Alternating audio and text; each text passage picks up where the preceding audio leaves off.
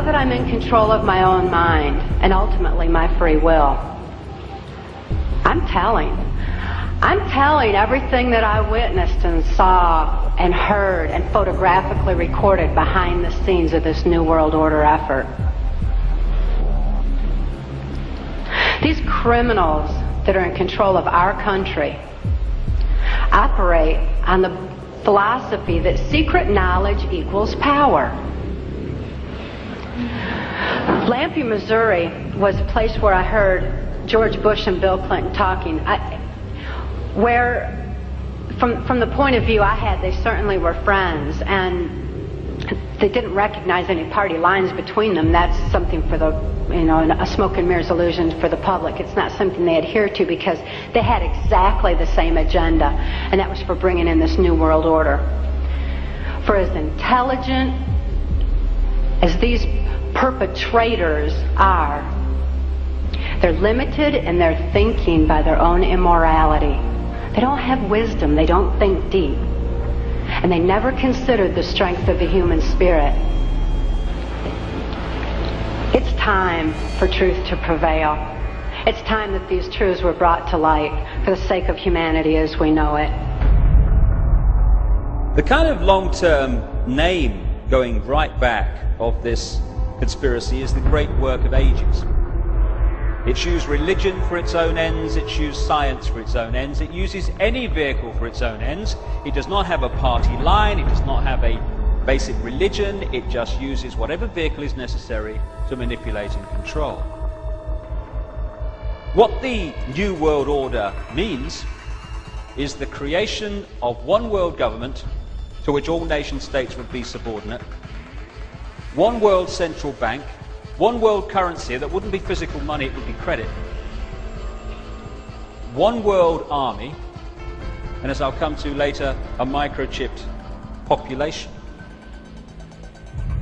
I think that we are living in a country today which is being manipulated, exploited, and maneuvered into something that the politicians are now calling a New World Order, which is in point of fact the same identical words that Adolf Hitler used in his public speeches when he began to talk about how the superior race was going to lead the world in the new age to a new world order, a new order based on a supreme rulership of the masses by an Aryan super race. And this is the same words that the President of the United States, congressmen, and all of the so-called elite in this country are using, the same Nazi terms. There are some very evil people who are at the reins of government in this country, and unless and until somebody starts reading the symbols and understanding where this stuff comes from, we're heading for another Nazi Germany. This is a situation that has been going on for a long, long time. People such as George Washington, Andrew Jackson, Abraham Lincoln, Mr. Ford from the Ford Motor Company, Charles Lindbergh, John Kennedy, Barry Goldwater, all were very clear about the dangers of globalism and the New World Order. It does seem that they're both owned by the same interests, and really the difference between Republican and Democrat appears to be almost purely cosmetic.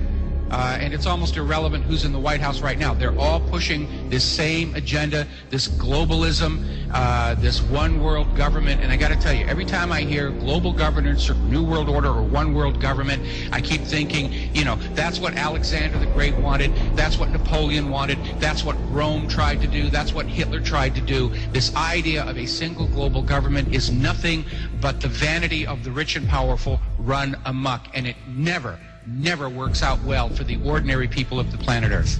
Let's turn now to the G20 summit in London. President Obama calling the meeting a turning point. And the summit's host, British Prime Minister Gordon Brown, said he sees the emergence of a new world order. It took 15 years for the world to come together to rebuild and renew our economies. This time, I think people will agree that it is different. We will not hesitate, as long as people are losing their jobs and their homes, to make the difference that we can by improving their prosperity. Today's decisions, of course, will not immediately solve the crisis, but we have begun the process by which it will be solved. We are engaging in a deep process of reform and restructuring of our international financial system for now and for the future, and we have maintained our commitment. I think a new world order is emerging, and with it the foundations of a new and progressive era of international cooperation. We have resolved that from today we will together manage the process of globalization. Well, there's no question is that Obama is a perfect Trojan horse for these people. He is the most charismatic, he's the most articulate. He's just awesome. He was the perfect pick by the Illuminati to carry their water. And that just makes the game a lot more interesting, and it makes it a lot more dangerous, because if Brother McCain had gotten elected, it would have been easy to pick him apart. And I agree with Alex. At this time, we need to set our priorities, and we need to stay focused, and we need to keep on track of what's really important, because survival is what it's all about. Well, you've heard the information and possibly read it in The Biggest Secret at greater length also. The question is, what are we going to do about it? That's entirely up to you as an individual and me as an individual. As someone once said, what you think of me is none of my business, and it's not. This is just information, make of it what you will. But what we make of it and what we decide to do in the light of this knowledge will decide the kind of world that we and our children are going to live in the next few years and beyond. The Chinese have a word that means at the same time both danger, crisis, and opportunity. And that's the situation we're in now. Yes, there's a crisis. Yes, there's a danger of this global fascist state becoming reality, but it's also an opportunity to wake up and make the change that will turn this planet from a prison into the paradise it once was and the paradise it will become again. And that is about choice. Choosing what we do as a result of what we know.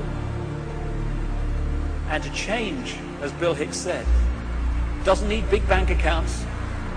It just means a choice right now between fear and love. Fear is the four-letter word that has controlled this planet and this human race for thousands of years. Love is the word that will set us free. And that's the choice we face now. And the world that those two choices will create will be so different as to be unexplainable, the chasm between the two, a prison or a paradise.